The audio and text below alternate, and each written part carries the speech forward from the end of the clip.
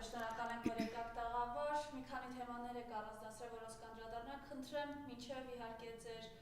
որդու գործին անդրադառնալը, որը արդեն տարիներ շարունակ այսպես ընթանում է, մի քանի այլ հարցեր եք առանձնացրել, համեցեք։ Բարև ձեզ սիրով։ Նախ ամենավերջին թարմնորությանը կուզենայի անդրադառնալ, որը ցնցեց եւս մեկ անգամ հայ ժողովրդի ներքին աշխարհը, խոսքը վերաբերվում է Ցեղասպանության ինստիտուտի տնօրեն Էդիտա Կզոյանին աշխատանքից ազատելու մասին, ինչպես գիտեք, եւ հայտնի է արդեն համացանցից բոլորին, Նիկոլ Փաշինյանի խնդրանքով, խնդրել է որպեսզի, հորդորով խնդրանքով, որպեսզի Էդիտա Կզոյանը դիմում գրի եւ ազատվի աշխատանքից։ Այս անգամ կարծես թե առանց SMS-ի, այլ երևի ուղղակի հորդոր եւ դիմում, եւ պատճառը եղել է այն, որ վերջինը ԱՄՆ-ի փոխնախագահ Վենսի ցեղասպանության համալիր այցելելուց հետո Տիկին Կզոյանը նրան նվիրել է գիրք, որը վերաբերվել է Արցախին։ Սա զայրույթ է առաջացրել Նիկոլ Փաշինյանի մոտ, իդեպ ըստ մամուլում տարածված տեղեկությունների ոչ միայն Արցախի մասին գիրքն է նվիրել, այլ նաև եւս 4 գիրք, այսինքն 5 գիրք է նվիրել։ Զայրույթ է առաջացրել Փաշինյանի մոտ, զուտ այն պատճառով, որ Արցախին վերաբերելի գիրք է եղել եւ բնականաբար վերջին իր զայրույթը հիմնավորել այն հանգամանքով, որ տնօրենը իբր կառավարության վարած քաղաքականությանը հակառակ սադրիչ գործողություններ է կատարում։ Իսկ թե ինչու՞մն է կայանում այդ հակառակ եւ սադրիչ գործողությունները, կարծում եմ ինքնին բոլորիս հասկանալի է, քանի որ պետության ղեկավարի կողմից ըստ նաեւ շատերի անձամբ իր կողմից վարվող քաղաքականությունը հակառակ քաղաքականություն է մի ամբողջ հայ ժողովրդի, մի ամբողջ պետության դեմ։ Այս երևույթը ինքնին փաստում է, որ նախ տնօրենը ազգային ինքնությանը առնչվող ռազմավարական գիտահետազոտական ինստիտուտի տնօրեն է եւ ոչ թե պերաշկի արտադրամասի տնօրեն աշխատակից կամ ղեկավար կամ կուկուրուս արտադրող ինչ-որ արտադրամասի ղեկավար, բնականաբար բարձրաստիճան հյուրերի ներկայանալու դեպքում սովորաբար եւ այդպես հարկ է վերջիններին նվիրել քրքի տեսքով ինչ-որ հուշանվերներ։ Եվ ըստ երևույթին Նիկոլ Փաշինյանը զայրացել է նաև այն բանի համար, որ օրինակ երկրի հակառակ կողմը իր հեղինակած գիրքը չի նվիրվել։ Այս ամբողջի համատեքստում կուզենայի նաև վկայակոչել 3 էլի բավականին թարմ տեղեկություն, բոլորին հայտնի արդեն, որ մեծ գործարար Սամվել Կարապետյանի տնային կալանք, որպես խափանման միջոց տնային կալանքը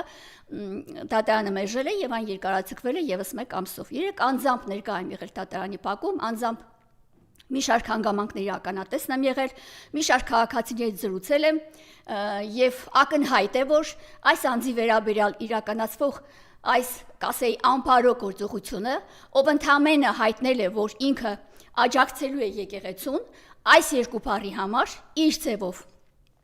աջակցելու է եկեղեցուն, մարդը անցյալ տարվա հունիս ամսից անազատության մեջ է եւ ենթարկվում է տարբեր բաների, ես կասեի նաև խոշտանգումների, բարոյահոգեբանական խոշտանգումների, չակեշներով իհարկե այս բառը, եւ տվյալ պահին այդպիսի մարդիկ գտնվում են անազատության մեջ։ Սա առնվազն իմ գնահատմամբ քաղաքական ցինիզմ է, ես 3 եւս արտահայտվել եմ այդ մասին, եւ իշխանությունը կորցնելու անասնական վախ է։ Սա անասնական վախ է գործարարի նկատմամբ եւ ինչքան կարող է սա երկարաձգվել, միջև ուր կարող է հասնել, բնականաբար շատ քիչ է մնացել այս ամեն ինչի ավարտին եւ կարծում եմ, որ հենց այդ քիչ մնալու հանգամանքը ավելի է ճղածկել երկրի այժմյան ղեկավարին, ով կարծում եմ ոչ թե ինձ համար վարչապետ է, այլ պարզապես ինչպես ինքն էր ասում, ինքը ժողովրդի տեղապահն է, որպես վարչապետ, այլ վարչապետի ժամանակավոր պաշտոնակատար է, որը կապացուցի մի քանի ամիս անց, ընդամենը շատ կարճ ժամանակ անց։ Այս հանգամանքների վերաբերյալ վերջինը նաև հայտնել էր այսպիսի ձևակերպում, թե սա պետություն է, սա ինքնագործական խմբակ չի, որը վերաբերում էր Ցեղասպանության ինստիտուտի տնօրենի հեռացմանը, դիմումով ազատվելու հանգամանքին։ Հիմա կուզենայի հասկանալ, թե որն է պետությունը, եթե պետությունը Նիկոլ պետությունն է, իր խմբակով, Հետևաբար կարծում եմ, որ հենց իր ասած ինքնագործական խմբակը հենց իրեն է վերաբերվում, որովհետև մի ամբողջ երկիր վատնելով, սպառելով, տարածքների ամբողջականություն խախտելով, 5000 երիտասարդ տղաների մատաղանելով, զոհաբերելով իր պատվիրատուների ոտքերի առաջ, այսօր ինքը փորձում է նաև այն հասարակ ամենաանմեղ գործողությունները գնահատել որպես սադրիչ գործողություններ։ Հիմա այս համատեքստում կուզենայի նաև հիշեցնել այս պարոնին, թե օրինակ, որ ասում է պետությունը ինքնագործական խմբակ չի, կարող է գլխավոր դատախազությունն է ինքնագործական խմբակ, կարող է քննչական կոմիտեն է ինքնագործական խմբակ, արտարադատության նախարարությունը, բարձրագույն դատական խորհուրդը եւ ընդհանրապես դատական իշխանությունը, այս ամեն ինչը արդյոք ինքնագործական խմբակ չի եւ որի գլխավերևում դու ես կանգնած Նիկոլ, դու ես այս ամեն ինչը ղեկավարում, կառավարությունն ես դու, դատախազն ես դու, դատավորն ես դու, ամեն ինչ դու ես, որովհետեւ քեզ այնպիսի հանձնարարություն է տրված քո գալուց եւ այդ Իվեր քո գալուց 2018 թվականից, որ դու եկել ես ոչնչացնելու ամեն ինչ,